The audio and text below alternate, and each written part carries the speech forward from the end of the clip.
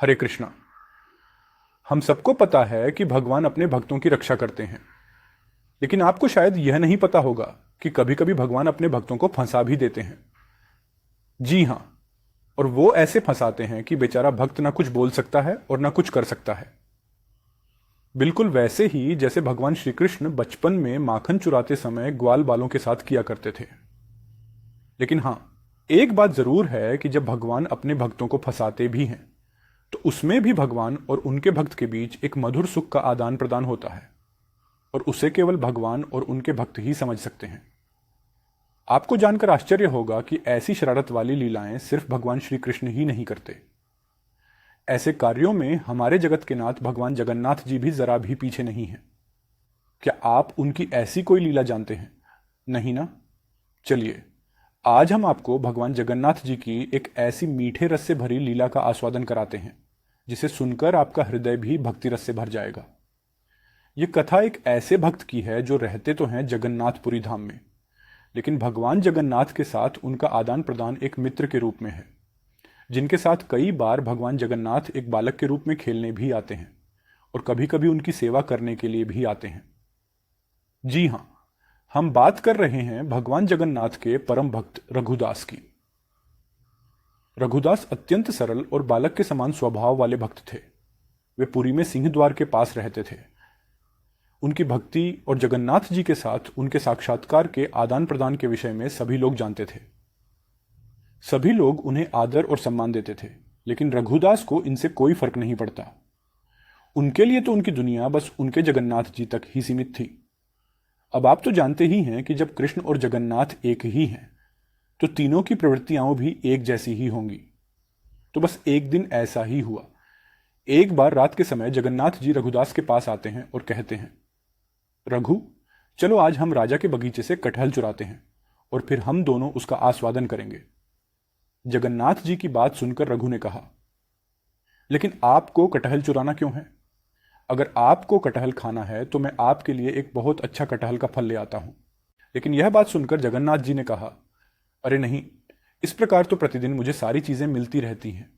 मुझे किसी और चीज की कोई आवश्यकता नहीं। वास्तव में मेरे पास सब कुछ है। मैया यशोदा मुझे इतने प्रेम से इतना सारा माखन खिलाती है, लेकिन फिर भी मैं दूसरों के घर में माखन चुराने जाता हूं। पता है क्यों? क्योंकि चुरा के खाने में जो आनंद आता है वह आसानी से मिलने वाली चीजों में नहीं मिलता, और इसीलिए मैं चाहता हूं कि आज मैं तुम्हें भी इस आनंद की अनुभूति करवाऊं। रघुदास ने कहा, अरे नहीं नहीं, मुझे ऐसी कोई अनुभूति नहीं करनी।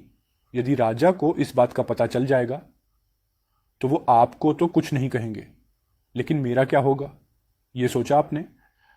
इस प्रकार रघुदास के मना करने के बाद भी जगन्नाथ जी बार बार उसे कटहल चुराने के लिए कहते रहे। आखिरकार बेचारे रघुदास क्या करते? उन्हें थक हार के भगवान जगन्नाथ की बात माननी पड़ी। इस प्रकार भगवान जगन्नाथ और उनके नैष्ठिक भक्त रघुदास की सेना राजा के बगीचे में कटहल चुराने के लिए जरा कल्पना करके देखिए कि वो दृश्य कैसा होगा जब ये दोनों मित्र राजा के उद्यान में जाकर कटहल चुराएंगे। चलिए आगे क्या होता है देखते हैं। अब बगीचे में तो पहुंच गए, और आप तो जानते ही हैं कि हमारे जगन्नाथ जी यानी पक्के कहीं भी कोई अवसर नहीं चूकते। उन्होंने रघुदास से कहा, देखो रघु, ये कटहल बहुत हैं और इस पेड़ पर फल लगे हुए हैं। ऐसा करो, तुम इस पेड़ पर जाओ, मैं यहां नीचे हूं। तुम ऊपर से कोई अच्छा फल लो और उसे नीचे फेंक देना और नीचे आ जाना, फिर किसी को पता ना चले। वैसे हम दोनों यहां से भाग जाएंगे। अब रघुदास इसमें क्या बोलेंगे? जगन्नाथ जी की रणनीति को शिरोधार्य करके वे गए और कटहल के पेड़ से एक अच्छा सा कटहल का फल लिया और नीचे फेंका। जगन्नाथ ने कहा, क्या आप तैयार हो? मैं कटहल का फल नीचे फेंक रहा हूं, उसे लेना। जगन्नाथ ने कहा, हां जहां, मैं यहीं पर हूं, तुम फेंको, अब भी फेंको। यह सुनकर रघुदास ने फल नीचे फेंक दिया और सोचा कि नीचे जगन्नाथ जी उसे लेंगे। लेकिन यह क्या, कहां है जगन्नाथ जी?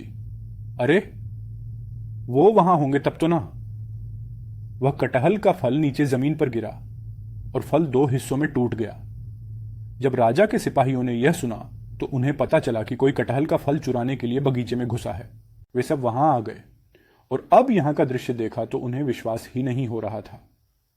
उन्होंने क्या देखा कि कटहल का फल जमीन पर गिरा हुआ है और कुछ लोग रघुदास बैठे हुए हैं।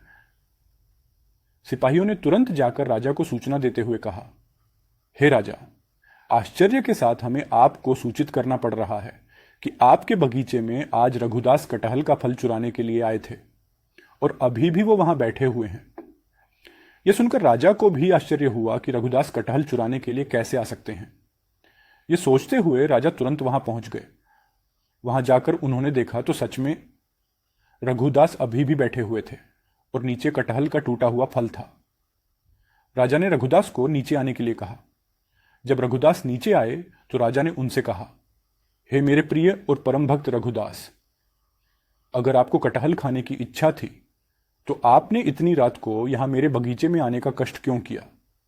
यदि आप कहते तो मैं इस फल को आपके घर भिजवा देता। अब रघुदास क्या उत्तर देते? उन्होंने राजा को जगन्नाथ जी का सारा वृत्तांत सुनाया कि किस प्रकार जगन्नाथ जी ने उन्हें इस प्रकार चोरी करने के लिए कहा था और फिर वे ही वहां गायब हो गए।